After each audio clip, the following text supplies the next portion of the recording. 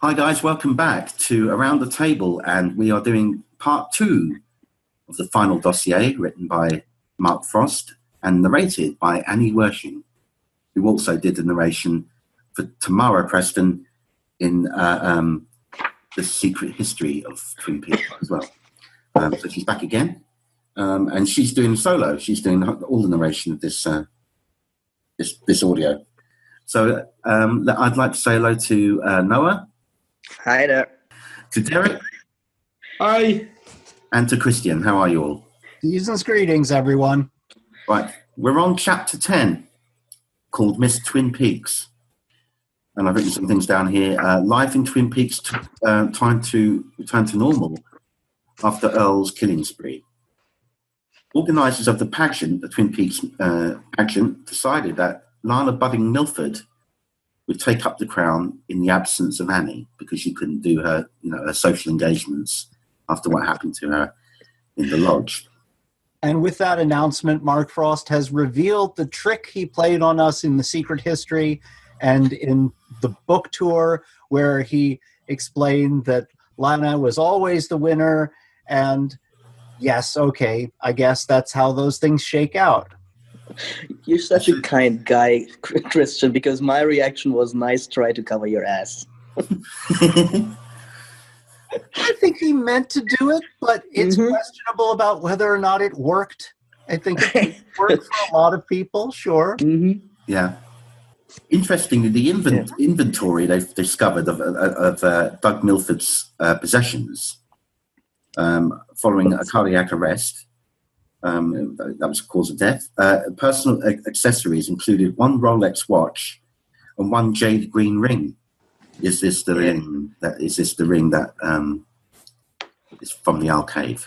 I had such a sense of deja vu reading that scene because when the book was first coming out and we saw the picture of Twisted Hair's ring, I started.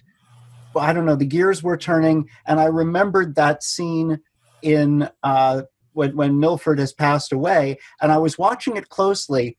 At one point, there's a mismatch between two adjacent shots where his hand is somehow out of the covers, exposing the ring to be clearly seen. And I remembered Mark was talking about how much he hates continuity errors, and he can't even stand to watch a lot of his own stuff because those details pop out at him. And I thought, oh, that's where he's gotten the idea to put the ring on Milford, because he had to see this, the way his mind works. So now then, this time, 2 years or a full year later, I'm tracing Tamara's steps, trying to figure out the meaning of the ring the same way. I had fun with that. Yeah. Yeah, I find it rich to hear that Mark Frost hates continuity errors. I find that very rich.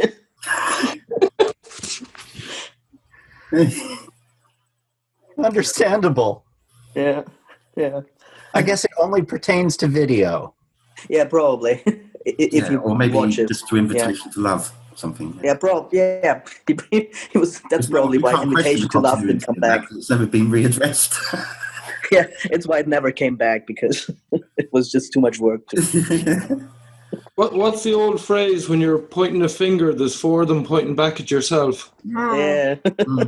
Well, I could get religious and talk about the splinter in the eye of the other, but not the beam in your own. Yeah. Now we're on to one. I think that's one that you're really intrigued by, Christian, is the chapter 11, Dr. Lawrence Jacoby. Yes. Yeah. I just go a couple of things, and then you can just fly off. But there's a couple of things I just wanted to mention.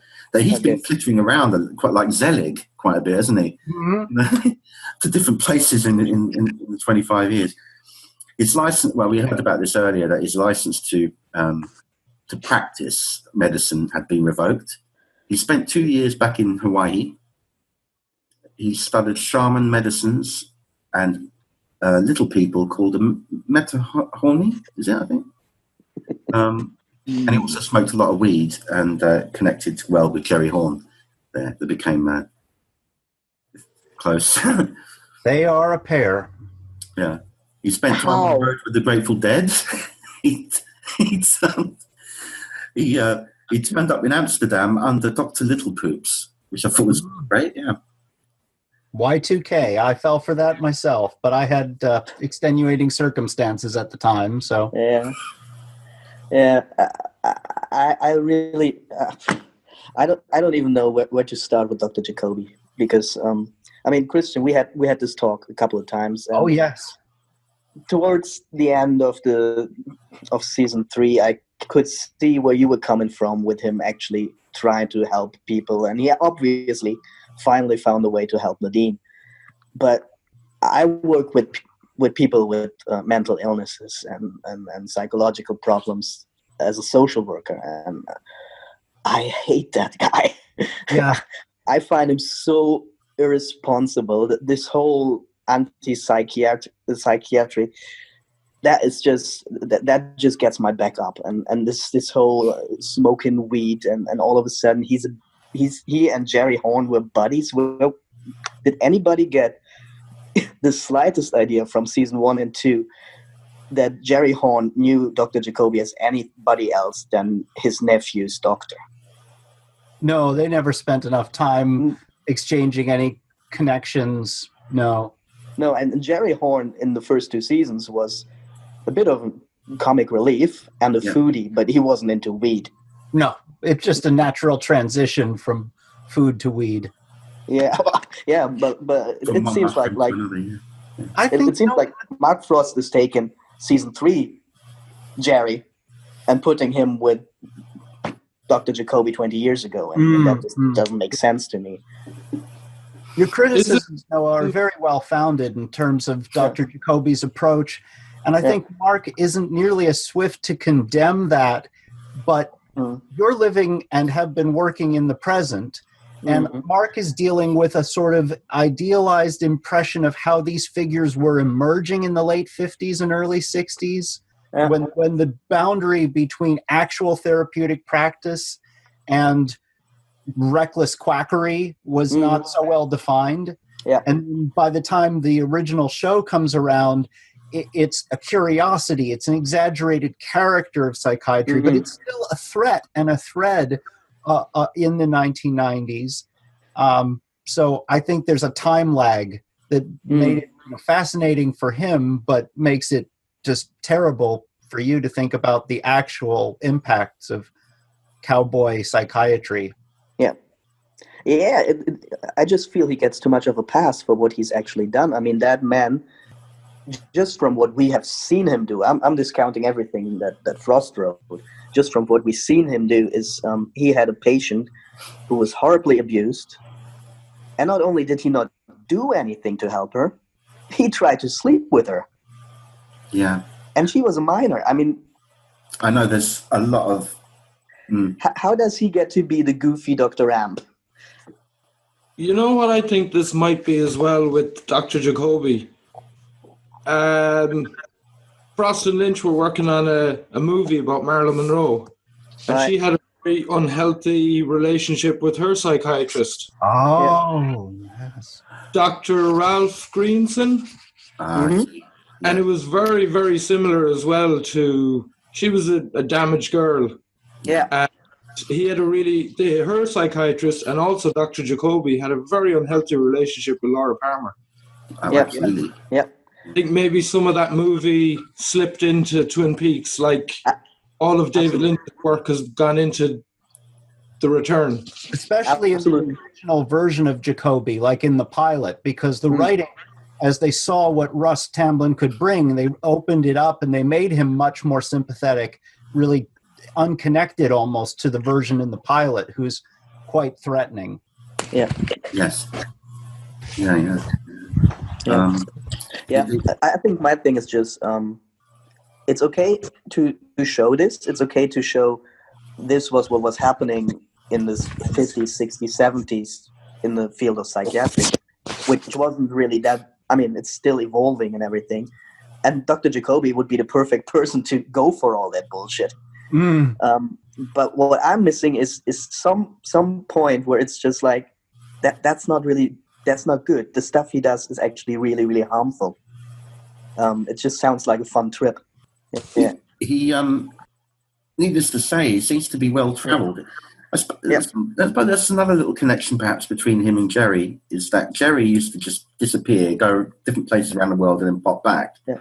Yeah. You know, he was kind of like a rover as well, in a way. I could buy that they're both characters who felt that Twin Peaks was too small for them and that they wanted to explore beyond it. And I had that like in later years, as we can see, kind of had a hippie mentality to them as well. I mean, very much. I like how Mark has Jerry and Dr. Jacoby at arm's length. He doesn't endorse them. In a lot of ways, they're foolish. A lot of things they do don't work out. But he also admires certain qualities in them without recommending embracing their lifestyle. Turns out they get connected. This is sort of, I'm skipping a wee bit, but he goes through. He basically travels different kind of. He seems to show up at different sort of pivotal events in history, in modern history. I mean, and then he comes. He returns back to Twin Peaks in 2003, and that's when we see in the series he buys himself a used mobile home and he goes out near Whitetail Mountain and lives out there in the woods. And he reaches out to Jerry Horn. We seem to have that connection at this point.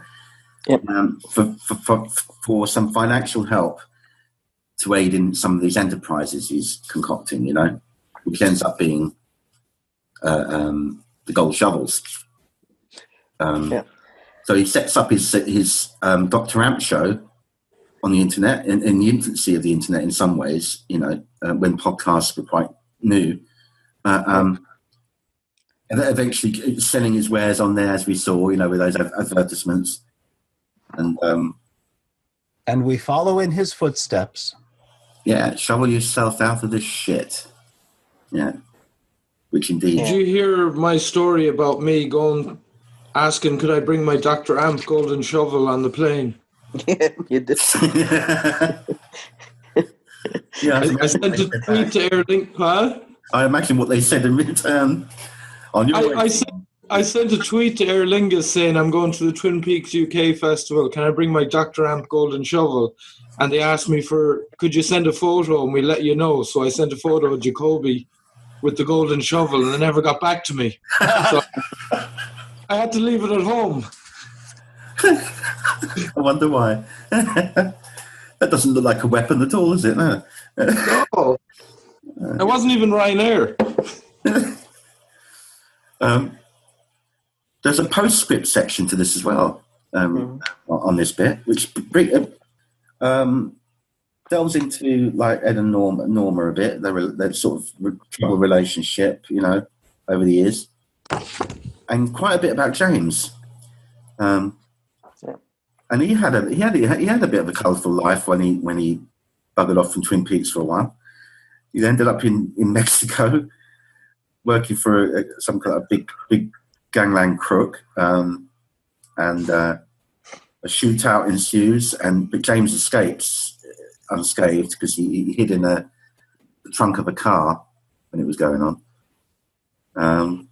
I felt like this section was rather fatherly advice for any young men reading, maybe even Mark's own son, saying, yes, there are dangers out there. Sometimes it's about understanding the situation you're in and avoiding certain people, and your own goodness is not going to protect you necessarily. Yeah, that's right. And his uncle Ed did actually stay out there for a while, didn't he? You know, like concerned about him. He went there. He went to where he was held and camped out there, I believe. Eventually, James cleared of any wrongdoing. And it seems that Mark Frost was watching a lot of Breaking Bad when he wrote this chapter. Definitely has that kind of feeling to it, isn't it? Yeah. Like if we saw this scene happen in Twin Peaks, it'd be just so foreign to everything else, even including the Vegas stuff and all that. Yeah. It just on reading it seems okay, but to see James in the middle of a shootout with a load of Mexican cartel leaders, it'd be did I change the channel by accident? It would be a bit weird, wouldn't it? Yeah. Yeah, but that's like it's all over the place. I mean, he injects his political views. He injects. I mean, yes, he could dig at Trump. Yeah, it's all to there. quote Joel, like one of the original Roadhouse boys, that is just low hanging fruit at this point. I mean, everybody gets a good dig at Trump, and Yeah, it just seemed like a really Is it in that point? No. petty or something about it. The Trump reference. it just felt like, I mean, it just felt like low blow almost. It's like, why would you put that in there? Yeah, I think it cheapened it a bit. Absolutely, that was exactly my feeling. It was like, I'm glad, of course. Don't put your personal vendetta in Twin Peaks, please. It turns out that Nadine has just opened a drapery shop around this time, so that's quite cool. Yeah. And James comes back anyway and works for a while at Big Ed's gas farm, and then as a security guard at the Great Northern. Of course, that's where we see him, in the series. I'm a bit fuzzy. Are we told how come Nadine finally got her drapery store, and after they said no, we're not interested? Is that explained in the book? I'm a bit fuzzy on the details. No, I don't know. I don't think There was any mention of the breakthrough. Whether maybe it's an unpatented product, but she did succeed in engineering it. Yeah. It I was really interested in what happened there. It mentions about what we saw in the series about her hanging the shovel up in her window and meeting up with Jacoby again after 25 years and that sort of thing. The suggestion is that an inventor can persevere and succeed.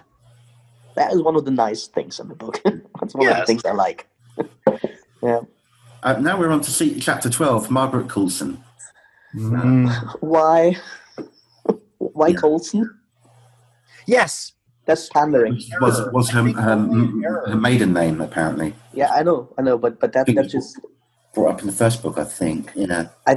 I think it's meant to be a nice. But it's of course a tribute to Catherine. Yeah. I think it's meant to be a nice tribute to her. Yeah. But it just that just feels weird to just give her Catherine Coulson's last name. Could have been fine to just write Margaret Coulson Lanterman. Yeah, even that would have been better. Yeah. On that, yeah, that's right. Yeah. What was her last name given as Coulson in the first book? Yes. Again. Yeah. Yes. Yeah. Okay. All right. That's Well, she was a child, so she was in need of one. Yeah. Yeah, I know, but I wasn't sure if it was that or if it was another one, and he just now decided that her last name is Coulson. No, I think it was Coulson before. Yeah. Right. But of course, her funeral was massively attended, as you can. Of course. Yeah. But again, that I love it. I love it that she has become such a. I mean, because for the fans, she was such an important part of Twin Peaks and the heart and soul and everything. And we got kind of the same idea in season 3 when Hawk tells the other people at the sheriff's station that she died. Yeah. But I didn't get the idea from the first 2 seasons that Margaret was seen as anything more than the odd lady who lived out in the woods and everybody just tolerated, basically. Yeah, I was thinking when I was that the funeral was well attended, but I think she was the type of person that people would say hello to, but not necessarily engage and, call around to the house and things like that. Yeah, certain people didn't know how to connect with her because she's very solitary and she's got involved with her. And she was well liked, but she was to the town itself. All the fans loved her. And she was very belligerent at times as well. I mean, she wasn't like a sweet old lady. No. Well, I think if you add another 20 years of living in a town that small, I think they will come to appreciate her more and more just simply for persisting. And then they would see her strengths and her truths, but it would take time. I don't know how that fits in with the town going down the crapper and everybody become more indifferent to each other. She lived a little way out. She lived a little bit out of the town as well, though, didn't she? So she always kind of slightly was separate. Yeah, I know. It felt like it was more our goodbye, and I was okay with that. Yeah. I mean, that is something I was absolutely okay with. That Yeah. it felt more like us, maybe even Frost saying goodbye to her. I think it was his and goodbye, something that- his own personal goodbye in the book as well. I think. Yeah, exactly. Season as well. Just one thing that I didn't. I mean, I was under the impression from season 3 that Hawk never went back to see her. I think he actually apologizes about not finding the time to go back and see her. Did I get that wrong? Sounds correct. Yeah. I'm trying to think of that now. I can't quite remember, to be honest. Well, we know how Mark feels about continuity. Yeah. I must be misremembering. It happened, but not in the way you thought it. Yeah.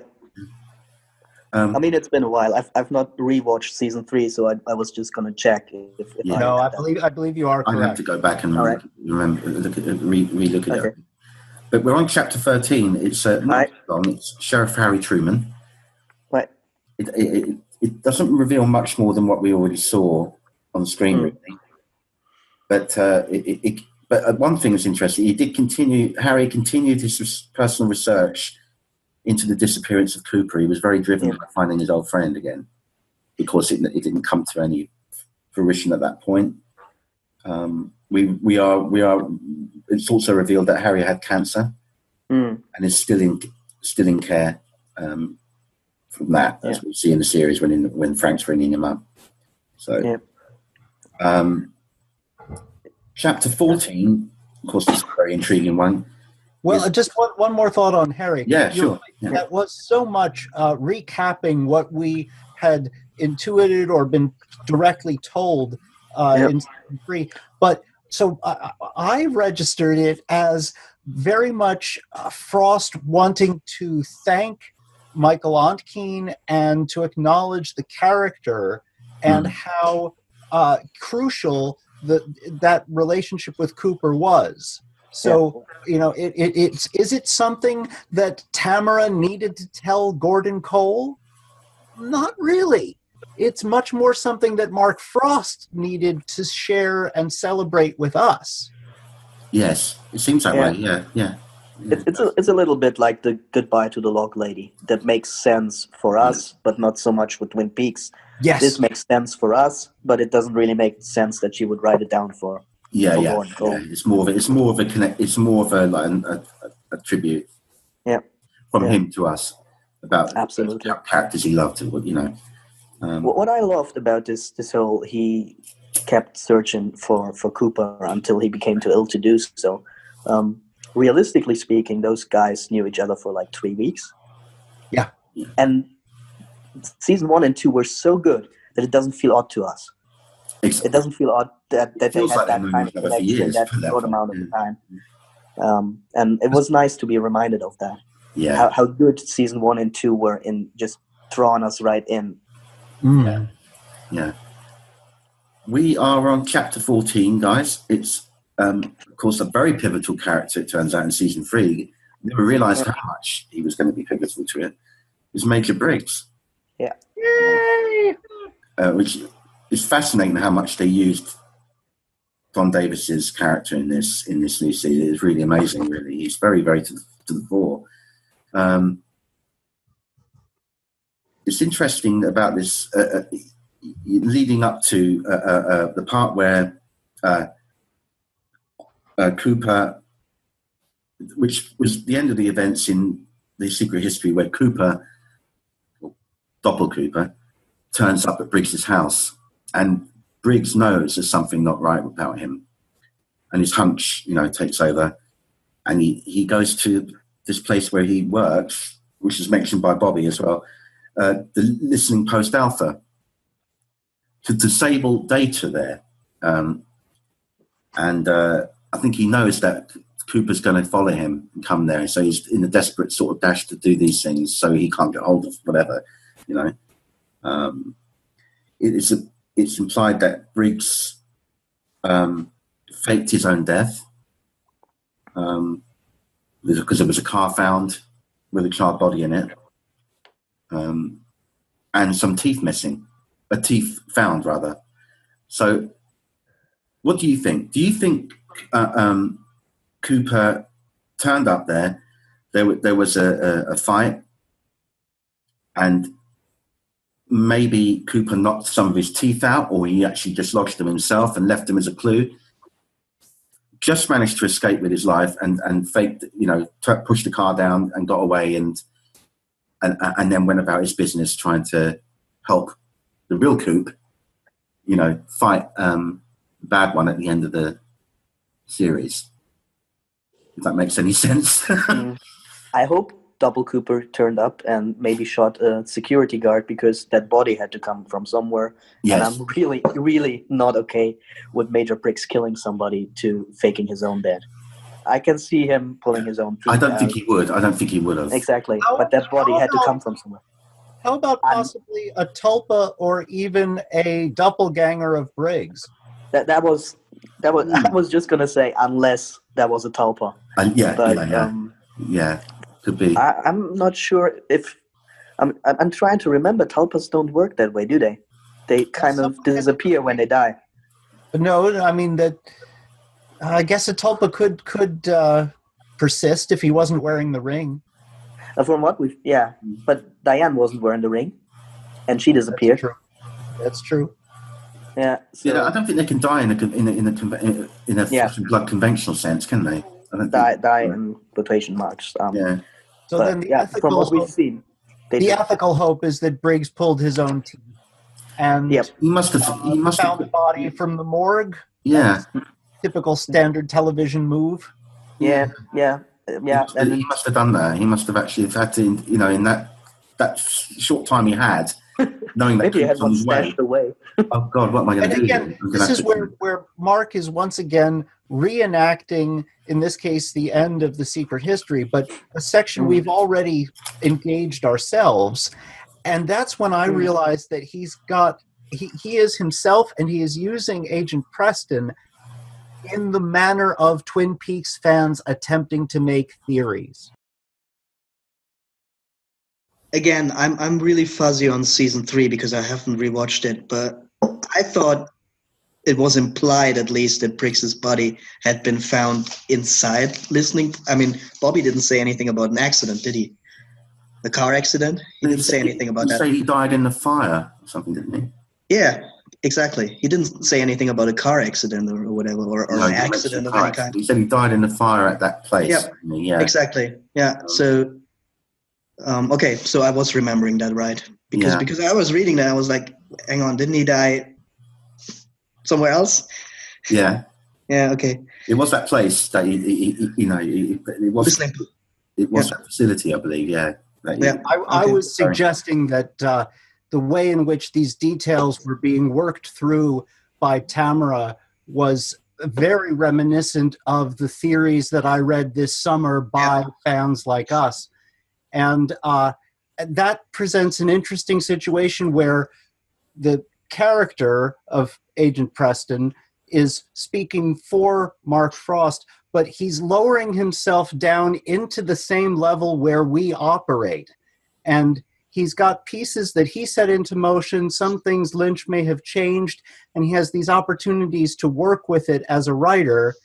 And he's sort of inviting us into his space where things aren't quite finished. It's not like other authors who have determined what happened, and they will tell you in some order, but he likes that creative possibility.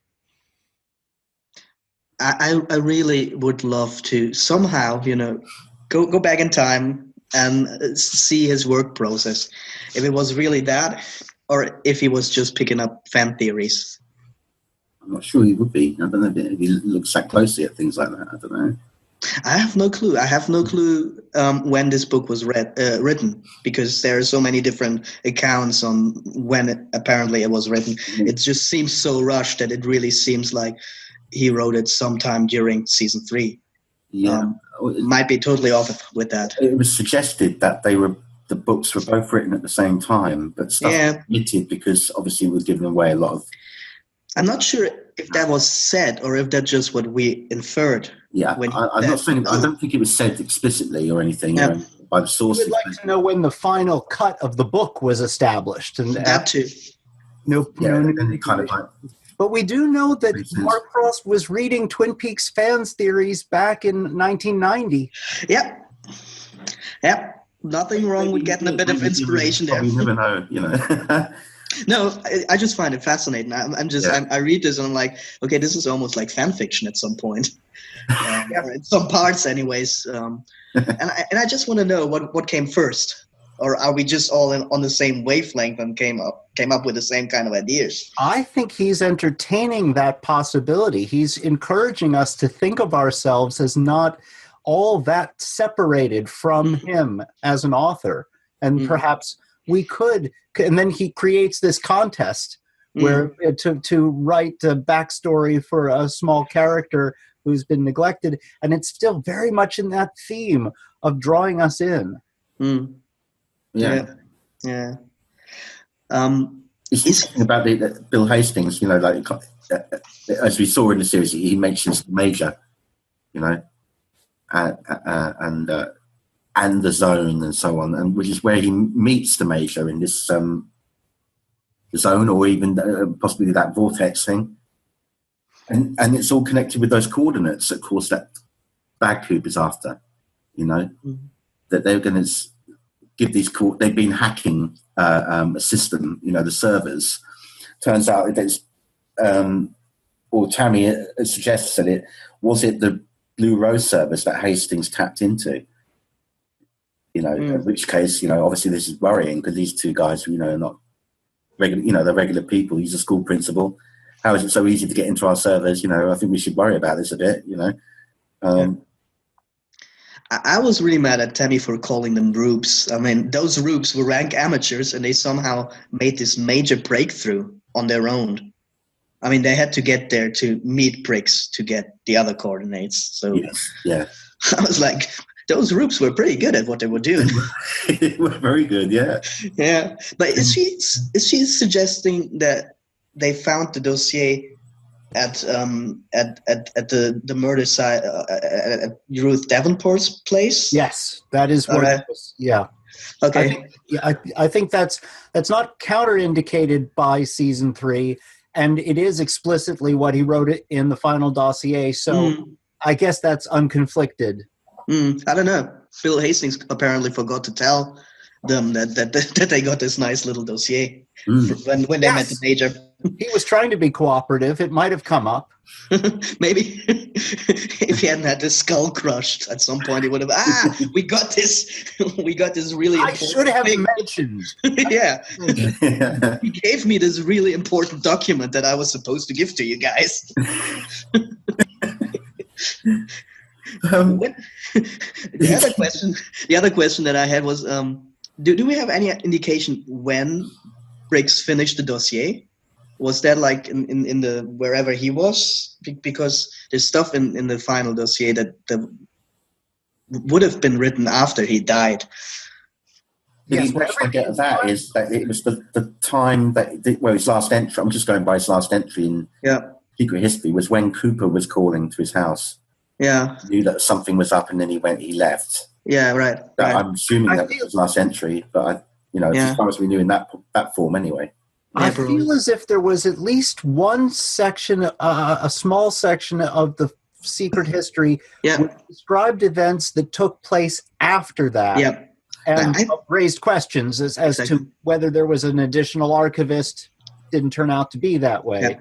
Yeah. That's somewhere in the back of my fuzzy brain. I thought that was the case. Thank you, Chris. He could, of course, written some. He could have stashed some secret notes. When he was time traveling over those years. When he was popping clues everywhere that we see in season 3, he could have been.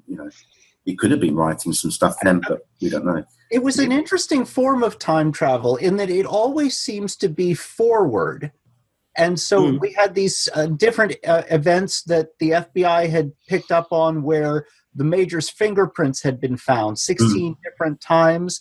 And it seemed the most simplest analysis would be that he went into a timeless place and popped out to go to those locations and to enable certain things, to get certain information or set things in motion, but not time travel backwards ever. Yeah, I got the same idea that it wasn't so much that he was actually actively traveling through time, but that he was mostly in a place that was almost like stasis, where he didn't age, and at certain points he would pop back into the world. And yeah, to help, that was to land, or learn something, whatever. That was what to put clues down that would end up helping Cooper. Along the way. And this not only is the Major Briggs character in season 3 and in the book interesting, since we can't have Don Davis, he's passed away, but the powers granted to the Major are unprecedented. I mean, they are extreme and fascinating for a show of this scope supernaturally. I mean, he's, I guess, of the human beings, he's perhaps more successfully taking the power of the gods into himself. He's out there. Yeah, and he seems to have recently acquired those powers, because when he disappears in season 2, it seems like something that happens to him and not something that he can actually control in any kind of way. Yes, but that's his initiation. Maybe. And after that, into the interim and season 3, he's done some amazing wizardly things. Yeah. Well, maybe that abduction or whatever it was prepared him to actually do what he does when Double Cooper comes for him. Yes. It was a transformative cognitive experience, very much parallel written to Jacoby's ayahuasca. Yeah. Oh, yeah, that's right. Yeah. Transforming. Yeah, you're right. Yeah, transformation of some sort. Of course, we know that these coordinates play a huge part in this all the way through. It ends up being Mr. C's, purpose, throughout the show to get these coordinates, and he'll stop at anything to get them. Yeah. Question: would we buy that Major Briggs? Okay, he disappears. He fakes his own death because Double Cooper is coming for him, and he's got whatever. The world is hanging in balance. Do we buy that he wouldn't leave a little clue for his wife that he's still alive? I'm in two minds. I mean, he's a military officer and stuff like that, but those two, they were like the only happy couple in Twin Peaks. Yeah. The only couple where there was no cheating, no secrets, no lies, whatever. You think he did that just to protect her in case that information probably was found out from her? I can buy that, yeah. But that was just a little niggling thing that I was like, okay, on one hand, he's a military officer, and I totally buy it that he just goes, okay, this is my duty, and I have to do it, and I have to protect my family. He kept a lot of secrets from all of them, because basically Bobby never knew what he did. But so what not exactly do you do, by the way? Yeah, but not from Betty. Yeah, that's actually said in the season that he talks to her, and she can't repeat what he told her. Yeah, he deployed the one last time. He left instructions with her. He made it clear to her that he wasn't coming back. Yeah, and there was no apologizing for that or repairing that. It had to be done. Yeah, I mean, in that way, he made the ultimate sacrifice because he really loved his wife. He really loved his family. Yeah. And in Mark's conception of him at the end of The Secret History, Major Briggs was absolutely castigating himself for not having been a good enough, present enough father in Bobby's life. And I'm fascinated by how much Major Briggs means to Mark Frost from the very beginning of the Secret History, where he's framing the entire book. Even though we don't know that that's who it is yet. But he really reminds me of a kind of idealized father figure for Mark. In all his failures. Fondness for the character. But wisdom and willingness to embrace the failings, to recognize them, and bemoan them even if they couldn't be avoided. Yeah. I mean, isn't that great to see somebody who has major failures in his life and still see him as an idealized figure. I have thought that's quite good. If you watch the extras on the complete mystery set, Mm-hmm. for me, the absolute most poignant and saddest is Don Davis within a year of the end of his life talking about work and family and trying to earn enough money and his crafts and his artwork in the garage and his plans. Such a noble fellow. Yeah. Mm. He came across as a lovely man. Yeah. Like the one word that always comes into my head when I think of Major Briggs is integrity. Yeah. Oh, absolutely. Yeah. All the way through. He's so solid, isn't he? So straight, you know. And it's also an interesting, like we talked earlier about Dr. Jacoby, and he was just this one-off character that just like played for a joke, and then they saw what he could do and they expanded it. And I feel like the same thing happened with Major Briggs, because when we first meet him, he's just this very strict military guy who has no clue what's going on with his son, has no idea how to relate to his son. How to connect to him, yeah. Yeah, and he could have been a very one-tone character. And apparently they saw something deeper in him. And I have to believe that had something to do with Don Davis, that they saw that in him and thought he could bring that to the character. It should be a bit of an extension of him, doesn't it? Really, I think, of him as a person, I mean. Chapter 15, right, is Philip Jeffries. Which, of course, he's a major player as well. In the absence of David Bowie, he's still a major player in this series. And the continued theorization of the agent, it echoes our own process. There's a way in which she's sometimes recreating territory we've already been wandering through, and sometimes she's ahead of us, introducing Mark Frost's version of how things might have gone.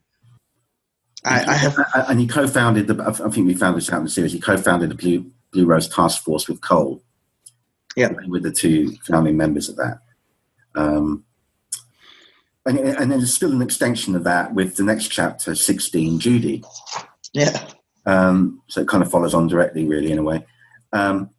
Remembering the words Jeffries said about Judy, we don't want to talk about Judy, we'll leave her out a bit. There was, when he disappeared again, Jeffries, they went to the apartment in his hotel room in Buenos Aires and found etched into the wall the word spelled Joudi. And it's just cohering for me. The best example in history before of an ominous name scrawled into some surface, Croatoan from the Roanoke colony. Yeah. Some monster that's out there. It was a name used in Sumerian mythology, apparently. I think some of that is probably just artistic license, but I don't think it all based on kind of. I think Christian is referring to that fallen colony or the disappeared colony in the U.S., right? Yes, in Roanoke, Virginia. Oh yes, I remember hearing about that. Yeah. The idea of there is only time to carve a few simple letters before everything ends, and there's no one left to tell the tale. Yeah. Exactly. And everybody who comes after is left to wonder, what does it mean? Yeah. It works. Yeah. It's worked for 400 years already. Yeah, absolutely. Yeah. But apparently the word derives, and in this case, derives from flesh eaters or people, those that feed off human suffering, which of course makes sense when we go back to the Garmonbosia and all that stuff. Fear and sorrow and so on. It does. What chapter was it? What chapter was it that they talked about the glass box? Are we already past that? Oh yeah, sorry. Can you touch upon that? Yeah, sorry. I did kind of skip it a wee bit. Yeah. Sorry. Okay. I was just. I mean, the first time we saw Judy, I thought about that whole Jackie Gleason, Richard Nixon, Area 51, or wherever they were. Was that the entity in there? Exactly. That was the first thing I thought when we saw Judy, and it seems to be implied that the glass box was made to trap Judy, and I'm like, does that mean that thing they had that was Judy or a Judy? Are there more than one? And can this entity actually be trapped? Well, apparently it couldn't, because it broke out of the box and killed a couple. Yeah, couldn't be contained. There's something of a precedent in the study of particles, the idea of a chamber that when the particles pass through would leave a trail, whether it's a gas or a solid or something, but that the idea is that the image would be captured and the phenomenon. So it's from an adjacent, nearby dimension, a different kind of space, but in the overlap, under the right conditions, we could capture the fog and solidify it, or perhaps just watch it. I don't know exactly what the goal would be. Yeah. Okay, so the idea would be that whatever Milford saw in that secret space was an image of Judy, not an actual creature that was trapped there. Because whatever he saw there was apparently trapped, and I'm like, that's where I start wondering: is that, was Judy trapped for a while and she escaped, or is there maybe more than one Judy? I think Judy's too powerful to have been the one Nixon was showing. Yeah, that was just some henchman figure that got caught. Okay, so there are more Judys.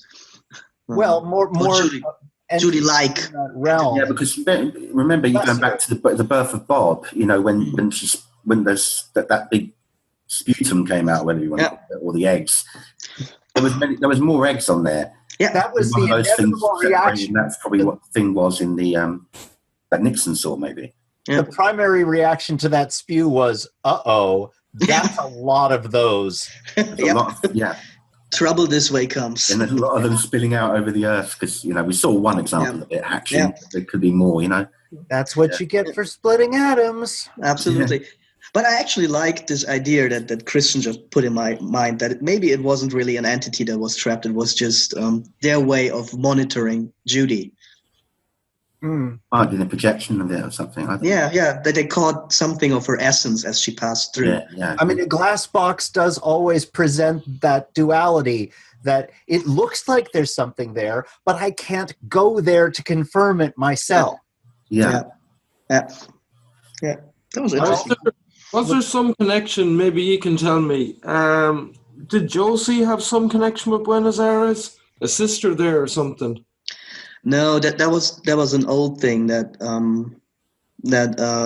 I think Robert Engels talked about in an interview, that Judy was supposed to be Josie's sister, because obviously Judy wasn't always supposed to be this entity, because Jeffries talks about going to her place in Seattle and seeing the meeting there, and he asks the guy at the desk if Judy has left, or if somebody has left Miss Judy has called or whatever. And I can't really imagine that entity calling the desk at the hotel in Buenos Aires and going, "I have a message for Agent Jeffries." Ringing the little bell and waiting patiently. Exactly. Anyway, we're on to Ray Monroe, of course, who we find out is a government agent, and he's been working on the case apparently for 2 years in Las Vegas, and Ray, of course, believed he had been recruited by Philip Jeffries, but was he? You know. He's in the car after he shoots Mr. C. He's on the phone to Philip, but it doesn't say Philip Jeffries. It just says Philip. So we don't. What do you think? I think he thinks he works for Philip Jeffries, but I have no clue what all that was about. Yeah, it's so scattered. The motivations of the characters who claim to be Jeffries. Yeah, I mean, one of the guys in the Wool House, he made like a voice comparison of Grace Zabrisky's voice, slowed down or altered, not slowed down, but altered, and it sounded exactly like the voice on the phone who pretended to be Philip Jeffries. I could see Lynch doing that just because he likes her voice so much and not because he means it to be connected on a plot level. Yeah. Possible. Because it doesn't make sense. Why would Judy want Cooper, a double Cooper, dead? That doesn't really make sense to me. Yeah. Chapter 18 brings us up to date, as far as Tammy's writings. It's called Today. Oh, yeah. And this takes up from the point where, what we see in the final episode. Cooper disappears in the boiler room of the Great Northern. But Tammy stayed behind in Twin Peaks for a while to sort of talk to locals and get some more, clear up a few things, a few loose ends. One of the things, again, this is where the discrepancies happen, although we did actually see it visually as well, that Laura didn't die. The body just disappeared, as we see. And she sees an old article about it from 89. That Laura's body was never found. And almost a year to the day of that, Leland Palmer commits suicide. Sarah Judith Novak Palmer, and now we know, I think we can put two and two together, who the girl with the frog moth is, moved to New Mexico. And her father worked on the Manhattan Project. Of course, we see the results of that explosion and so on. After the incident with the radio station and the woodsman, Sarah was taken to hospital, but no ill effects showed up. And after Laura's disappearance, Sarah sunk into deep depression and alcoholism, as we know. You guys want to just touch upon any of that? I just have a very, very visceral reaction to this whole frog moth girls thing. I know people. I tried very hard to argue against it when people brought it up. I just have a problem with that because for me, Sarah Palmer and her grief and the way Grace Zabriskie acted this scene in the pilot when Sarah learns about Laura's death, that is to me the best portrayal of grief, shock I've ever seen on television. Oh, that's amazing. That's what it looks like. That's what raw emotion looks like. Absolutely. That's what it looks like. From intuition, this is what I'm going to hear before anybody actually says it, to just this raw, that's what grief looks like, not this pretty crying or whatever we're used to. Yes. That like the professionally acted, stage dramatic coherence. Exactly. That's wrong. Absolutely. It is. It's not the reality of things at all. Yeah, and to me, that was what drew me into Twin Peaks. That was like my emotional break into Twin Peaks. In its rawest form, and I think that's what maybe alienated a lot of people from watching it. So then that makes them it was not like anything that's completely superfluous. Yeah, I know. It's just the thought that maybe that wasn't real. Maybe. I mean, because fans are coming up with those theories that maybe Leland was sort of manipulated by Sarah, and Sarah is really the evil genius behind everything that happened to Laura Palmer, and that just feels wrong to me on such a deep level because that woman was our bridge into Twin Peaks. That was the moment we really realized, okay, something really horrible has happened here. Yeah. That's what pulled us in, all of a sudden she is just this evil creature living inside of a woman, and I don't know, that just feels I prefer not to think about that. To me, that doesn't exist because otherwise I can't enjoy Twin Peaks anymore. Right. Yeah, we've got this bit is the final thoughts. She's just, I think this is more, you can definitely hear in the words that it's more Mark Frost speaking to us here rather than Tamara Preston, I think, I'm only just picking up a couple of things that were said. I'm not, because it's not really a narrative as such. It's just these last thoughts. Twin Peaks is full of wonder and fear. What if the truth lies just beyond the limits of our fear? One town, not as clear as it seems, So there's always these little towns, but there's other things underneath coming to the surface. Tammy has been changed by her experiences of working on this case and going through all the dossiers. And well, specifically by seeing time alter, by seeing past having retroactively changed, she is extremely threatened and amazed by this and trying to grapple with it. Would somebody notice time being altered? Presumably, if they had a special relationship to the events, they were very close at the center of things. They might linger, but might not even last forever. But in this kind of storytelling, it's the same thing as the state when you're waking up from a dream, but your mind is still in that zone. It's a paradox that he built. I mean, I'm usually authors should stay the heck away from time travel and altering reality because it never works out. I mean, it's a paradox. If Laura didn't die but disappear, Cooper only spends a couple days there. The whole confrontation, he never meets Annie. The whole confrontation in the Black Lodge doesn't happen.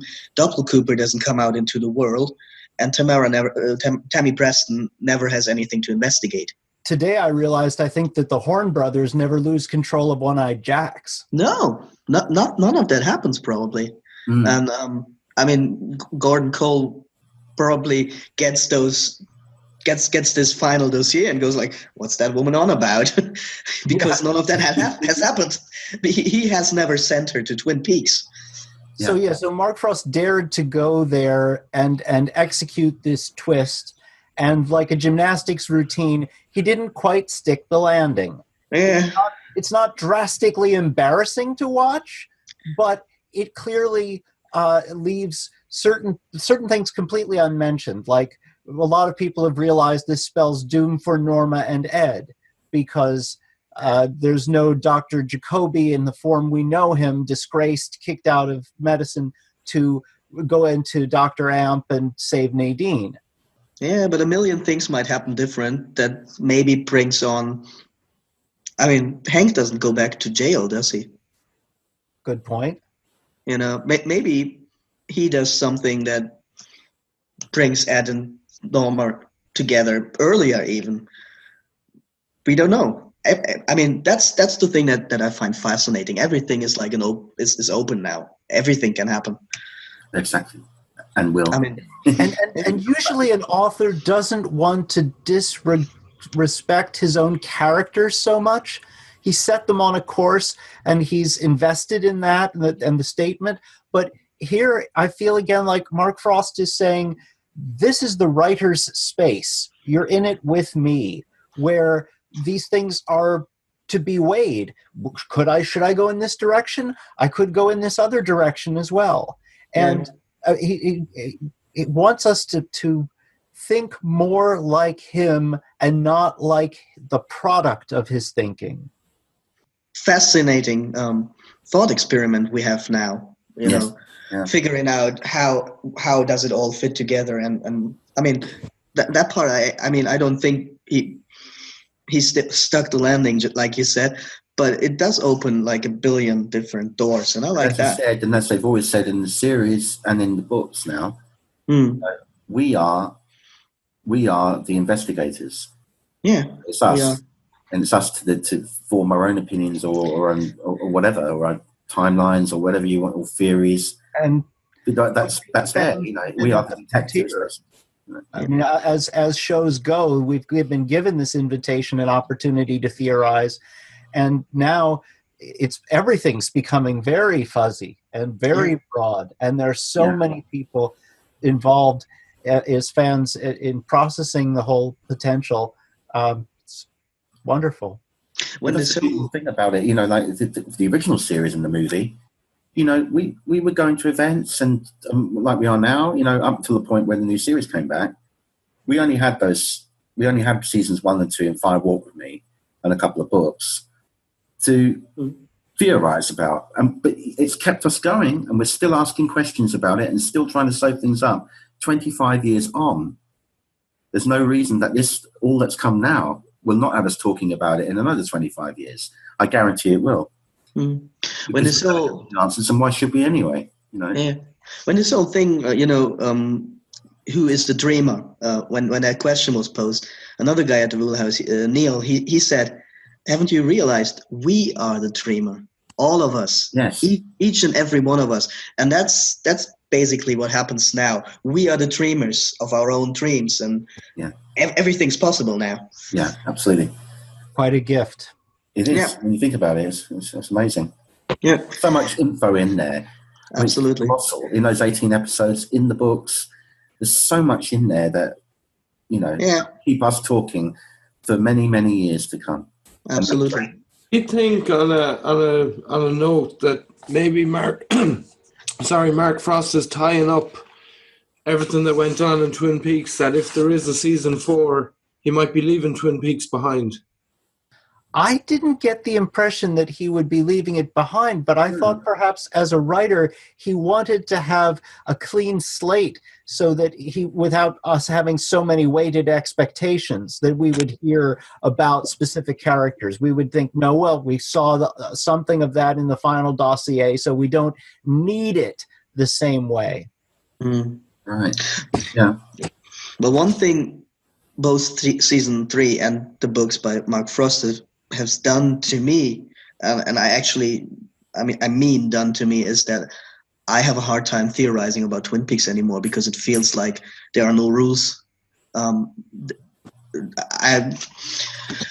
It used to be you could say, okay, I saw this in that episode and I saw this in that episode, and what if it connects like this? But it doesn't feel like that anymore. It feels like everything is just, anything goes, whatever you want it to be. But you've got to bear in mind, though, Noah, depending when you come into Twin Peaks or when you watched it, say several years, or if you watched it when it first got transmitted, or whenever you came to it, you had loads and loads of time prior to season 3 to watch it, dissect it, whatever, over a long period of time. And this, in a sense, is still fresh. The new series is still fresh. It's only just come out. Most people haven't even got it on Blu-ray yet, to look at it again and with fresh eyes almost. But we had so many years and so much time to look at the old seasons in the movie to form our own ideas about it and stuff and make more sense of things, maybe. This is still new in a way. And it's going to take You are correct, Frank.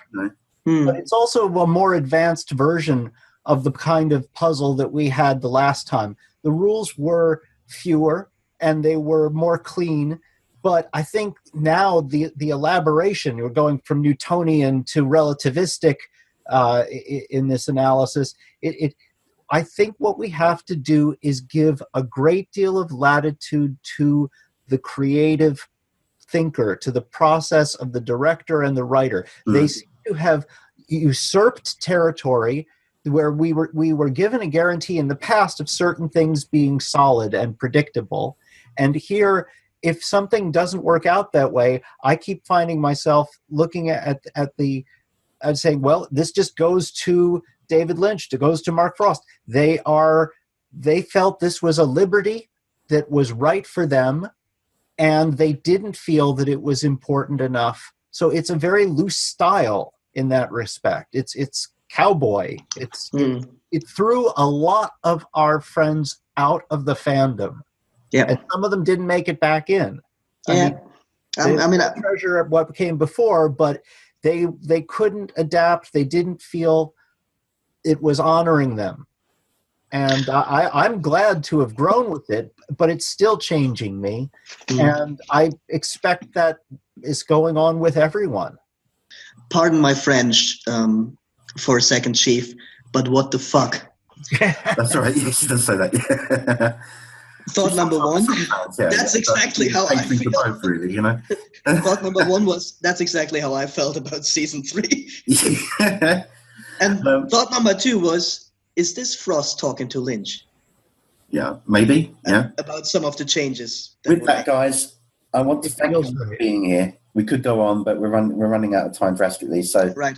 In the words that the last line that she says, we mustn't give up ever, and that applies to a lot in life. So, guys, thank you so much for joining me. Thank you for having us. And thanks, guys, for listening to this. Thanks, guys. Good night. Good night, guys.